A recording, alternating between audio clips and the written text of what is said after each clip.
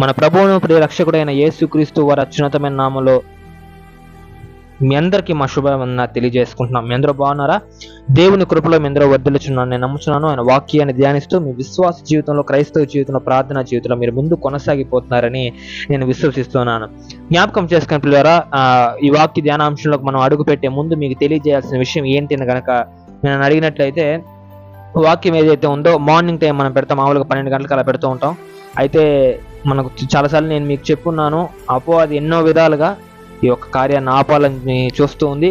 ఆ ఆపాలని చేసే కార్యాలు ఏవైతే ఉన్నాయో అవి మరీ కష్టంగా మా జీవితాల్లో జరుగుతున్నాయి. అవి ఏంటంటే అనేక విధాలుగా ఎటు సైడ్ నుంచి అన్నా అది ఆపాలని చూస్తుంది.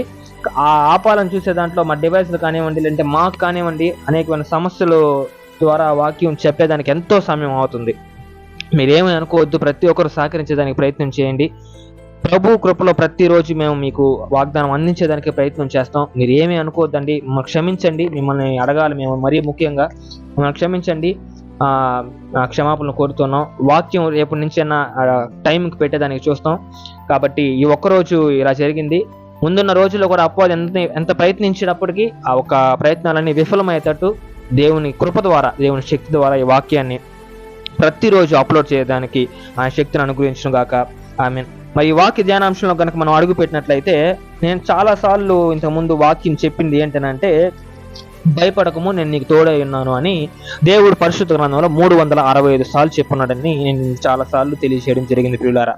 అయితే ఆ వాక్యం నిమిత్తం నేను మీకు ఇప్పుడు తెలియజేయాల్సిన ఒక చిన్న విషయం ఏంటి అని కనుక మీరు చూసినట్లయితే, దేవుడు అనేక సందర్భాల్లో అనేక విషయాల ద్వారా మనతో మాట్లాడతాడు. ఈ విషయం మనకు తెలిసిందే. అయితే కొన్ని వాగ్దానాలు కొన్ని ఆ సమయాల్లో మనకు అనుగ్రహించిన దేవుడు ఆ వాగ్దానాల నిమిత్తం మన జీవితంలో మనం ఎలా బతుకుతున్నాం అనేది డిసైడ్ చేస్తారు. ఇప్పుడు చాలా మంది ఇప్పుడు వాళ్ళ ఇండివిజువల్ జీవితంలో కానివ్వండి, ఇప్పుడు నేను ఎందుకు చెప్తానంటే, ఈ వాక్యం ఎందుకు చెప్తానంటే, ఏ పని అంటే దేవుని పని ఏదన్నా చెయ్యాలని మనం అనుకున్నప్పుడే ప్రతి ఒక్కటి అడ్డం వస్తుంది. దేవుని పనిని మనం జరిగించాలని చూసినప్పుడే ప్రతి ఒక్క ఈ యొక్క అంధకార శక్తులను మనల్ని బంధించాలని చూస్తాయి. దేవుని పని మనం చేపట్టినప్పుడే అపవాది మన చెవులోకి వచ్చి జోరీగా మాదిరి ఏదో ఒకటి చెప్తుంటాడు. ఎందుకంటే నా నిజ జీవితంలో ఫేస్ చేసిన విషయాలు ఇవన్నీ. దేవుని పని ఏదైనా తీసుకుంటేనే అపవాది మన మనసులోకి వచ్చి ఏదో ఒక పాత విషయాలు ఏవేవో మనల్ని కొన్ని విషయాల ద్వారా బాధపరుస్తూ దిగులు పరుస్తూ ఉంటాడు. అయితే వాళ్ళందరికీ నేను చెప్పే విషయం ఏంటంటే, దేవుని పని అంటే దేవుని నామంలో ఏ పని చేసినప్పటికీ ఆయన తలుచుకొని అపవాది ఎంత శోధించాలని ప్రయత్నించినా భయపడకమో నేను నీకు తోడై ఉన్నానని 365 సార్లు చెప్పిన దేవుడు నీతో ఉంటాడు, నీ చెయ్యి విడువడు. కాబట్టి ఈ చిన్న వివరణ ఇచ్చి ఆ వాక్యంలోకి వెళ్దామని నేను ప్రయత్నం చేస్తున్నాను. మరి జ్ఞాపకం ఉంచుకోవాల్సిన విషయం ఏంటంటే, ఒక చిన్న వాక్యం చేద్దాం. ఆ వాక్యం ద్వారా ఈ రోజు మనతో ఏ విధంగా దేవుడు మాట్లాడతాడో అన్న ఒక విషయాన్ని మనం పరిశీలించేదానికి ప్రయత్నం చేద్దాం పిల్లలారా. యెషయా 41వ అధ్యాయము 10వ వచనం కనుక మనం చూసుకున్నట్లయితే, యెషయా 41వ అధ్యాయము 10వ వచనం, నీవు నా దాసుడవని నేను నిన్ను ఉపేక్షింపక ఏర్పరచుకుంటున్నాను, నేను నీతో చెప్పి ఉన్నాను, నీకు తోడై ఉన్నాను. భయపడకము, నేను నీ దేవుడినై ఉన్నాను. దిగులు పడకము, నేను నిన్ను బలపరచును. నీకు సహాయం చేయవాడును నేనే. నీతియును నా దక్షిణ హస్తముతో నిన్ను ఆదుకుందును. ఆమేన్. ఈ ఒక వాక్యంలో అనేక విషయాలు మనం నేర్చుకోవాల్సింది ఉంది పిల్లలారా. ఈ ఒక వాక్యంలో అనేక విషయాలు మనం నేర్చుకోవాల్సింది ఉంది. అయితే ఆయన దాసులమై మనం ఉన్నప్పుడు కొన్ని విషయాలతో మనం దేవునికి దాసులమై ఉంటాం. ఆ విషయాలు ఏంటనంటే, ఇప్పుడు అంటే మనం దేవుని దగ్గర నుంచి ఏదైనా పొందుకోవాలి అని ఆశపడ్డాం అనుకోండి, ఆ ఒక విషయంలోనే దేవునికి మనకు సంబంధం బలపడుతుంది అన్న ఒక విషయం మనకు అర్థమవుద్ది. అంటే మన మనసుకు అర్థమవుద్ది. మన మనసుకి ఎప్పుడైతే అర్థమవుద్దో టక్కన వచ్చేస్తాడు అపవాది.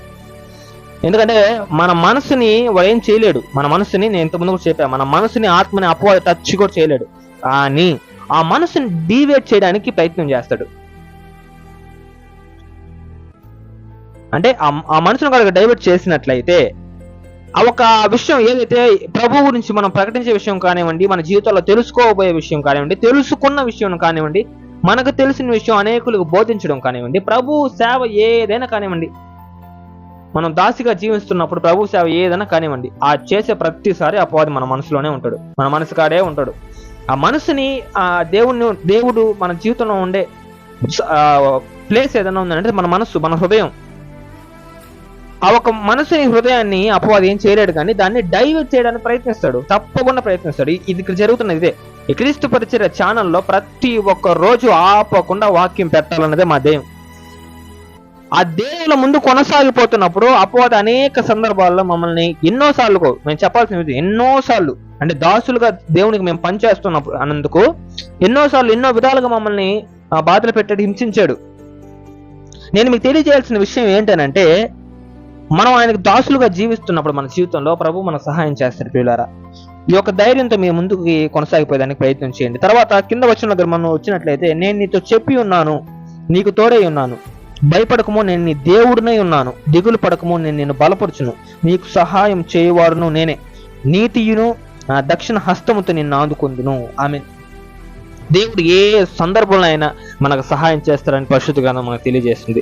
దేవుడు తన దక్షిణ హస్తంతో మనల్ని ఆదుకుంటాడని పరిశుద్ధ గ్రంథం మనకు తెలియజేస్తుంది. దేవుడు మనల్ని బలపరుస్తాడు అనేక విషయంలో అని పరిశుద్ధ గ్రంథం మనకు తెలియజేస్తుంది. ఇన్ని చేసే దేవుడు మన జీవితాల్లో మనల్ని నడిపిస్తాడు తప్పకుండా. ఒక విషయంలో మనం దేవుని విషయంలో కనుక మనం ముందు కొనసాగిపోతున్నట్లయితే అనేక శ్రమలు మనకు ఎదురొస్తాయి. మనకు ఆ శ్రమల్ని ఎదుర్కొని దేవునిలో ఎలా జీవించాలి అన్న ఒక విషయంలో మనం ఎప్పుడైతే వెళ్తూ ఉంటామో, ఆ పయనం ఏదైతే ఉంటుందో అది చాలా ఇబ్బందికరంగా ఉంటుంది. ఆ ప్రయాణం, ఆ శ్రమలతో కూడిన ప్రయాణం అది. ఇప్పుడు జరుగుతున్నది అది.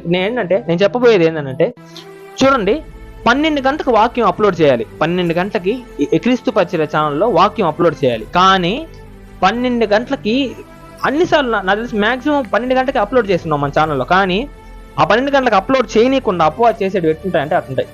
కానీ ఇంకో మాట కూడా తెలియజేయాలి, అపవాది చేసి ఇండివిజువల్గా మనకి ఏదైనా శ్రమలు పెట్టి వాటిని ఎదుర్కోలేక కష్టపడితే ఓకే, దేవుడు క్షమిస్తాడు. కానీ మన సొంత పనులు పెట్టుకొని, మన జీవితంలో మనం ఎదిగే పనులు ఏవైతే ఉన్నాయో అవి పెట్టుకొని దేవుడిని నెగ్లెక్ట్ చేసినట్లయితే దేవుడు క్షమిస్తాడు, తప్పకుండా క్షమించడు. అది మీ జీవితంలో మీరు గుర్తుపెట్టుకోండి తప్పకుండా. ఏదైనా కానివ్వండి, దేవుడు మనకు అనుగ్రహించే ఏ శ్రమలో ఆయన తోడుంటాడని చెప్పాడు. కాబట్టి ఆయన పని మనం చేస్తున్నప్పుడు తప్పకుండా, ఇప్పుడు మాకు జరిగేది అదే, మాకు శ్రమలు అనుగ్రహింపబడుతున్నాయి అపవాది ద్వారా, శ్రమలు ఎదురొస్తున్నాయి అపవాది ద్వారా. ఆ అపవాది ఎటువంటి శ్రమలు మాకు కలుగు చేస్తున్నాడనంటే అవి ఎదుర్కోలేనటువంటి శ్రమలు అవి.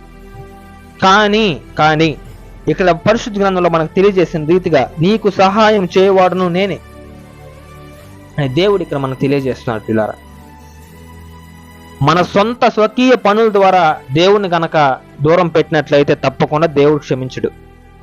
నేనైతే మీకు తెలియజేస్తాను. అంటే కష్టంగా ఉండి ఆ ఒక్క సందర్భం ఏదైతే ఉందో అది నీకు దేవుడికి గనక మధ్యలో గాని ఉండి అది దేవుడు అంగీకరించి గనక స్వీకరిస్తే ఓకే, అక్కడ వరకు ఓకే. లేదు, నీకు పని లేకపోయినా నువ్వు కావాలని పని కల్పించుకొని దేవుడిని గనక పక్కన పెట్టావంటే మాత్రం నీ జీవితంలో తప్పకుండా పెద్ద దెబ్బ తగులుతుంది నీకు.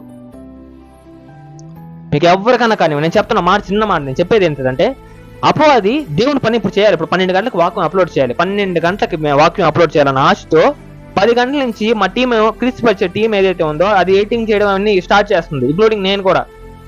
అది చేయాలని చూసిన ప్రతిసారి కూడా ఏదో ఒక సమస్య, ఈ డివైస్ ల్యాగ్ కానివ్వండి, లేదంటే అన్న వాక్యం పంపించలేకపోవడం కానివ్వండి, ఆయన డివైస్ ల్యాగ్ అవడం కానివ్వండి, ఇండివిజువల్గా ఆయనకి పనులు ఏమన్నా కానివ్వండి, ఏదో ఒక విధంగా తప్పకుండా అది వెనక దూరానే చూస్తుంది. కాబట్టి ఇవన్నీ వచ్చినప్పటికీ, అంటే ప్రభు పనిలో మనం ముందు కొనసాగిపోయినప్పుడు ప్రభు సహాయం చేస్తుంది మనకు. కాబట్టి వీటి ఏటికి కూడా భయపడకూడదు. ఎందుకంటే మన జీవితంలో మనం గుర్తుపెట్టుకోవాల్సిన విషయం ఏంటంటే, ప్రతి ఒక్క సమస్యకి సహాయం చేయవాడు ఎవరు? ఆయనే. దేవుని యందు మనం నమ్మకం ఉంచుకొని మన జీవితంలో ముందు కొనసాగిపోవాలి. వీళ్ళారా, దేవుడు ఇక్కడ మనం తెలియజేస్తున్న వాక్యం కూడా అదే, నీతియును నా దక్షిణ హస్తంతో నిన్ను ఆదుకుందునని దేవుడు మనకు తెలియజేస్తున్నాడు. మరి ఇంకో వాక్యం కనుక మనం చూసుకున్నట్లయితే మత్తయి సువార్త 5వ అధ్యాయము 10వ వచనం కనుక మనం చూసుకున్నట్లయితే, నీతి నిమిత్తం హింసింపబడువారు ధన్యులు, పరలోక రాజ్యము వారిది. ఆమేన్. నీతి నిమిత్తం మనం హింసింపబడినప్పుడు, ఒక శ్రమలు ఏవైతే ఉన్నాయో మన జీవితంలో ఆహ్వానింపబడినప్పుడు మనం ధన్యులం. ఎందుకంటే దేవుడు పని చేస్తూ మనం హింసలు పొందుతున్నాం, దేవుడు పని చేస్తూ మనం నిందలు పడుతున్నాం, దేవుడు పని చేస్తూ మనం ఎన్నో బాధలు కష్టాలు అనుభవిస్తున్నట్లయితే తప్పకుండా మీ జీవితంలో మీరు ధన్యులు. వాటిని ధైర్యంగా ఎదుర్కొనే దానికి ప్రయత్నం చేయండి. కొన్ని శ్రమలు నేను చెప్తాను చూడు, కొన్ని శ్రమలకి పారిపోండి, అక్కడ నిలబడబాకండి, అక్కడ నిలవద్దు. ఎందుకంటే దేవుని పని మనం చేస్తూ ముందు కొనసాగిపోయినప్పుడు దేవుడే మనకు సహాయం చేస్తాడు, దేవుడే ఎలా నడవాలో చెప్తాడు. కాబట్టి నీతి నిమిత్తం అంటే ఆయన నిమిత్తం, ఆయన నీతిమంతుడు కాబట్టి ఆయన నిమిత్తం మనం పోరాడుతున్నా, ఆయన నిమిత్తం మనం ఒక పని చేయాలని ఆగిపోతున్నా వెనకాల ప్రతి ఒక్కరికి ఆయన సహాయం చేస్తాడు, ఆయన నడిపిస్తాడు మీ జీవితంలో. మరొకసారి వాక్యం లేట్గా అప్లోడ్ చేసినందుకు క్షమాపణలు కోరుతూ ఈ యొక్క చిన్న వాక్యాన్ని ఆయన దీవించును గాక, మీ కుటుంబాలందరికీ ఆయన సహాయం చేయును గాక. ఆమేన్. ప్రార్థన. ప్రేమగల మహిమగల మా దేవుడా, మా రక్షక, వేతరంలో ఒక మేలును కనికరంను చూపించు దేవుడా, అత్యున్నతుడా, ఉన్నతుడా, ఉన్నవాడిని అనవాడవని దేవా, నీకే వందనాలు, స్తుతులు స్తోత్రాలు చెల్లించుకుంటున్నాను నా తండ్రి. ఆయన జ్ఞాపకం చేసుకున్న నా తండ్రి, ఈ రోజు నా తండ్రి అపవాది ఎంతో ఇబ్బందులు పెడుతుండగా నా తండ్రి మమ్మల్ని వాక్యం అప్లోడ్ చేయనీయకుండా నా తండ్రి, అయినా ఆ వాక్యానికి నా తండ్రి నీకు తగ్గ సహాయం నాకు చేయమని వేడుకుంటాను నా తండ్రి. మా ఈ క్రీస్తుపరిచే టీం ఏదైతే ఉందో నా తండ్రి, ఆ టీంను బలపరిచి నా తండ్రి మా ప్రతి ఒక్క పరిస్థితి నా తండ్రి అనుకూలంగా నా తండ్రి మార్చమని వేడుకుంటాను నా తండ్రి. నీ శక్తి ద్వారా, సహాయం ద్వారా నా తండ్రి అనేక మంది బిడ్డలు నా తండ్రి ఈ యొక్క ఛానల్లో నా తండ్రి నీ వాక్యం తొందరగా అప్లోడ్ చేస్తామని నా తండ్రి ఆశతో ఎదురు చూస్తుండగా నా తండ్రి, ఈ అపవాది కార్యాల వల్ల నా తండ్రి లేట్ అవుతుంది నా తండ్రి, ఆలస్యం అవుతుంది నా తండ్రి. జ్ఞాపకం చేసుకున్న నా తండ్రి నాయన ఈ యొక్క ఇబ్బందులు నా తండ్రి మా యొద్ద నుండి తీసేయమని, అపవాది కార్యాలు ఏవి కూడా ఈ ఛానల్లో జరగకుండా నీ సహాయాన్ని, శక్తిని అనుగ్రహించమని వేడుకుంటాను నా తండ్రి. ఈ క్రీస్తు పరిచయ ఛానల్లో అనేక మంది వాళ్ళ ప్రార్థన అవసరాలు నీకు తెలుపుతుండగా నా తండ్రి, ప్రతి ఒక్కరి ప్రార్థన అవసరాలను నా తండ్రి జ్ఞాపకం చేసుకొని వాళ్ళకి సహాయం చేయమని, నీ శక్తిని అనుగ్రహించమని వేడుకుంటాను నా తండ్రి. అదేవిధంగా నా తండ్రి నీ కృప ద్వారా ప్రతి ఒక్క బిడ్డని దర్శించమని వేడుకుంటాను నా తండ్రి.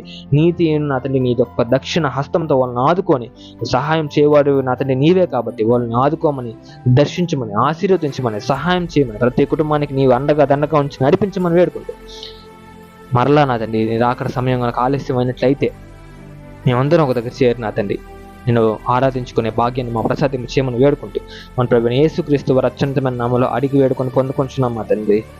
Amen. Praise the Lord. May God bless you all.